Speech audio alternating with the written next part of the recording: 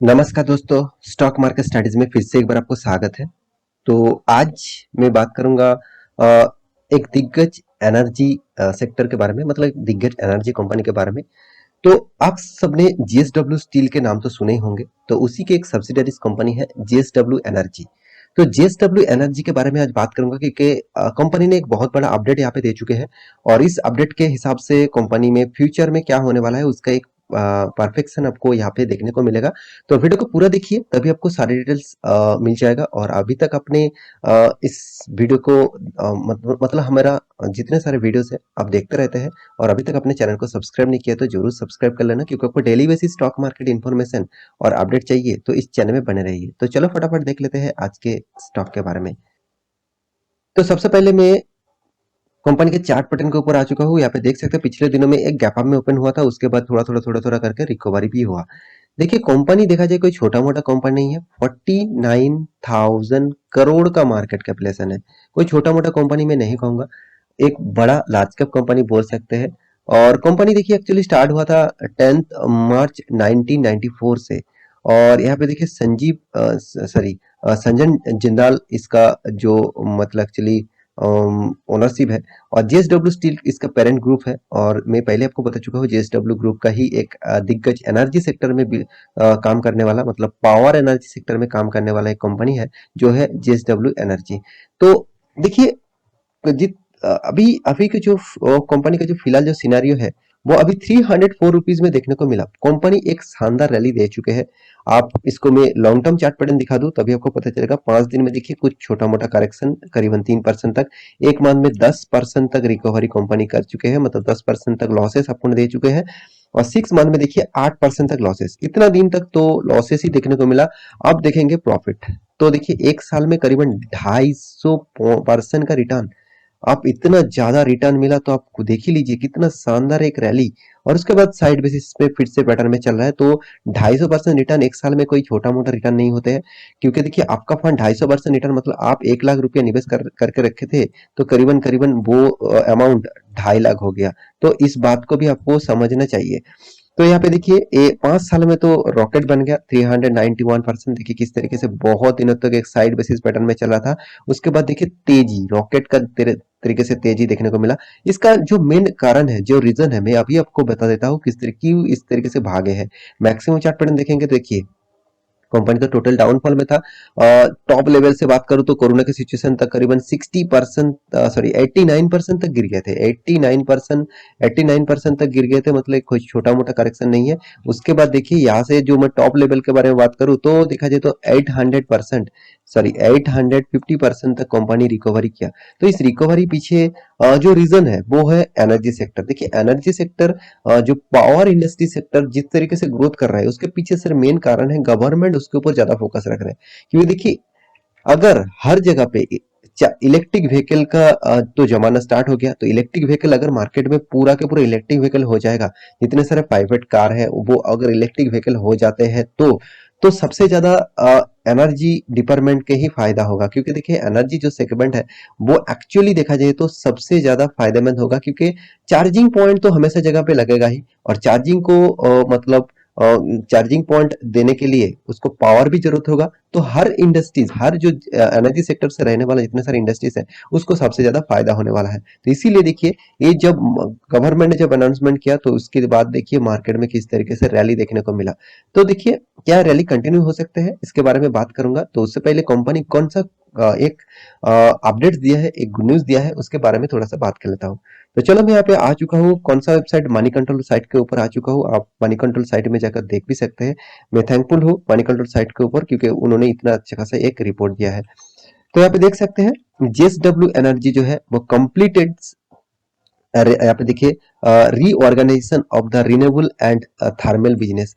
मतलब क्या है पूरा डिटेल्स में मतलब समझा देता हूँ, आप खुद ही देख लीजिए। यहाँ पे देखिए JSW energy limited inform in March 16 regulatory filing that the recognisation of the company's green renewable, मतलब ग्रीन रिन्यूएबल जो एनर्जी है उसके बिजनेस एंड ग्रे मतलब थर्मल पावर का जो बिजनेस है इज नाउ कंप्लीट, मतलब उसका जो बिजनेस का जो मॉड्यूल पहले से ही कंपनी एक तैयार करने का जो फैसला लिया था वो अभी कंप्लीट हो चुका है, मतलब उस प्रोजेक्ट के ऊपर कंपनी ज्यादातर काम करेगा। इसीलिए एक फाइलिंग ऑब्वियसली मतलब गवर्नमेंट के पास और सेबी के पास जमा करना पड़ता है। तो यहाँ पे देख सकते हो ऑन ऑन नवंबर 25 जो नवंबर था वो तब जब बोर्ड ऑफ यहाँ पे देखिए सज्जन जिंदाल जो है वो यहाँ पे लीड कंपनी का जो ओनर है हैड अप्रूव्ड द यहाँ पे देखिए streamlining of the renewable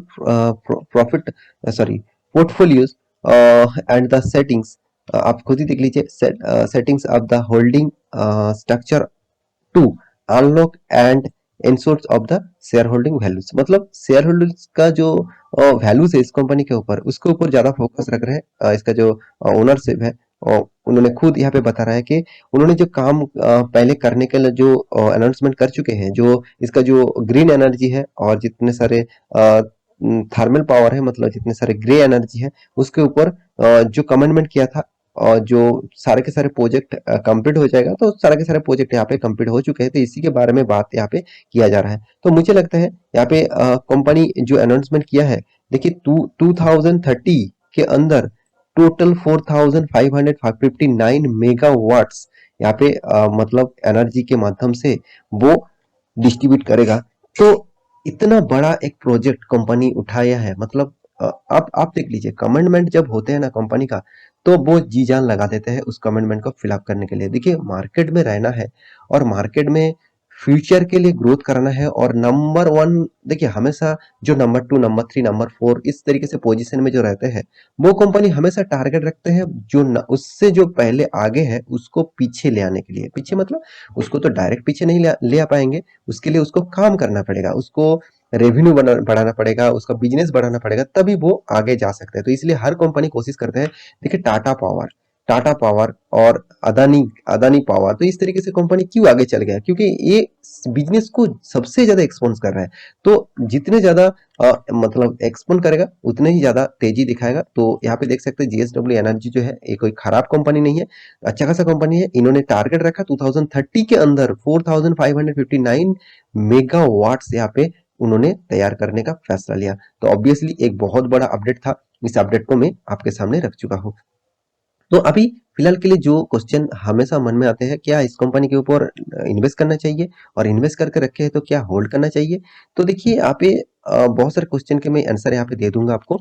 देखिए कंपनी के बारे में बात कर दो, कंपनी लार्ज कैप कंपनी है और कंपनी का देखिए पी रेशियो मुझे थोड़ा सा नहीं बहुत ज्यादा हाई लग रहा है, क्योंकि इंडस्ट्रीज पी रेशियो भी बहुत हाई है। और रिटर्न ऑफ इक्विटी के बारे में बात करूँ, रिटर्न ऑफ कैपिटल एम्प्लॉयड, ये तो चेंजिंग होता रहता है कंपनी के परफॉर्मेंस के हिसाब से। तो फेस वैल्यू जो है अभी भी कंपनी स्प्लिट नहीं किया। और आप एक चीज देखेंगे तो 80 रुपीज था इसका लो और हाई हुआ था 400 रुपीज, मतलब कितना गुना आपका फंड कर दिया आप देख लीजिए। देखिए इस तरीके से ट्रैक में मत फंसना। आप कहेंगे सर इस तरीके से इससे भी ज्यादा तो टीटीएमएल ने प्रॉफिट दिया, 1000% तक रिटर्न, 2000% तक रिटर्न दिया, क्या मैं उसके ऊपर निवेश करूं? नहीं, बिल्कुल नहीं। वो इन्वेस्टर के लिए ठीक नहीं है, अभी फिलहाल के लिए ठीक नहीं है। क्योंकि जो कंपनी लॉस कर रहा है, देखिए इस कंपनी लॉस नहीं किया, कंपनी तेजी दिखा है, उसके पीछे लॉजिक भी है क्योंकि कंपनी का परफॉर्मेंस भी अच्छा आ रहा है। आप देख लिए 795 करोड़ का टोटल प्रॉफिट किया और हाथ में कैश 3300 करोड़ भी है। और ईपीएस अर्निंग पर शेयर 5.5 रुपया 6 रुपया आप बोल सकते हैं। और कंपनी का share holder pattern 74% holding promoter के पास है। और डेप्थ भी देखिए उतना ज्यादा नहीं, 8200 करोड़ का डेप्थ है, मतलब 0.52% का डेप्थ है। तो उतना ज्यादा भी डेप्थ नहीं है, इस बात को भी आपको ध्यान में रखना होगा। और एक चीज मैं कंपनी के बारे में जरूर कहूंगा, कंपनी नंबर 6 पोजीशन में आते हैं। इस जितने सारे पावर जनरेशन कंपनी है एंड पावर डिस्ट्रीब्यूशन कंपनी है उसके रैंकिंग के हिसाब से। और देखिए कंपनी के साल भर की बात करूं तो कंपनी कभी तक अभी भी देखा जाए तो कभी भी लॉस नहीं किया। हाँ, कुछ 2018 में कंपनी का प्रॉफिट थोड़ा सा कम हो गया था, मगर बाकी पैरामीटर देखेंगे तो कंपनी प्रॉफिट हमेशा करते आए हैं। देखिए अगर कंपनी प्रॉफिट कर रहा है, कितना भी कर्जा लेके रखे, अगर कंपनी कर्जा मिटाने के बाद भी प्रॉफिट कर रहे हैं मतलब कंपनी में बहुत ज्यादा पोटेंशियल है। आप इस बात को ध्यान में रखना। और एक चीज देखिए कंपनी रिटर्न आपको किस तरीके से देगा, रिटर्न तो ऑब्वियसली मिलेगा क्योंकि कंपनी रॉकेट की तरफ भागा। मैं एक साल में आप दिखा चुका हूँ 255% तक रिटर्न आपको मिल चुका है। तो कंपनी का सेल्स ग्रोथ अभी भी देखा जाए तो नेगेटिव में है, प्रॉफिट ग्रोथ थोड़ा सा पॉजिटिव में है, रिटर्न ऑफ इक्विटी उतना खास नहीं देखने को मिला। देखिए कंपनी आपको बहुत बार डिविडेंड दे चुके हैं साल भर में, अभी एक एक करके बार आपको कंपनी डिविडेंड दिया। देखिए छोटा मोटा डिविडेंड तो भी आपका पास जितना शेयर होगा उतना ही डिविडेंड आपको इस कंपनी से मिलता रहेंगे। और एक चीज मैं जरूर यहाँ पे कहूंगा, कंपनी का रिजर्व कितना बढ़ रहा है वो आपको देखना चाहिए। कंपनी का जो रिजर्व है, आप रिजर्व देखेंगे तो अच्छा खासा रिजर्व को ग्रोथ हो रहा है। देखिए हर साल में रिजर्व ग्रोथ हो रहा है, मतलब कंपनी में पॉजिटिविटी जा रहा है। और कर्जा भी देखिए उसी तरीके से हो रहा है, जो पहले भी कर्जा लेके रखा था थोड़ा सा कम हो चुके हैं। देखा जाए तो पहले 14,000 करोड़ 10,000 करोड़ का कर्जा था, अभी वो 8,000 करोड़ तक पहुंच चुके हैं। और ओवरऑल बात करें कंपनी का जो शेयर होल्डिंग पैटर्न का, देखिए प्रोमोटर 74% होल्डिंग रखा और बाकी 5% एफआईएस, डीआईएस और पब्लिक, मतलब हर इंस्टीट्यूशन इसमें इन्वेस्ट करना चाहते हैं। तो मैं जरूर कहूंगा कंपनी अच्छा खासा है, फ्यूचर ओरिएंटेड कंपनी है। और देखिए कंपनी से अगर अगर मैं मानता कि कंपनी सिर्फ थर्मल पावर के ऊपर काम करते हैं, मतलब ग्रे एनर्जी के ऊपर काम करते हैं, तो मैं इस कंपनी के ऊपर अवॉइड करने के लिए थोड़ा सा बोल सकता था।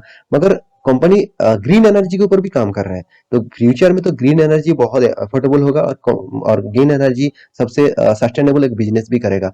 तो मेरे हिसाब से कंपनी का बिजनेस मॉड्यूल चेंजिंग हो रहा है, तो इस कंपनी के ऊपर आपको फोकस जरूर रखना चाहिए। तो आशा करता हूँ सारे जानकारी आपको मिल चुका है।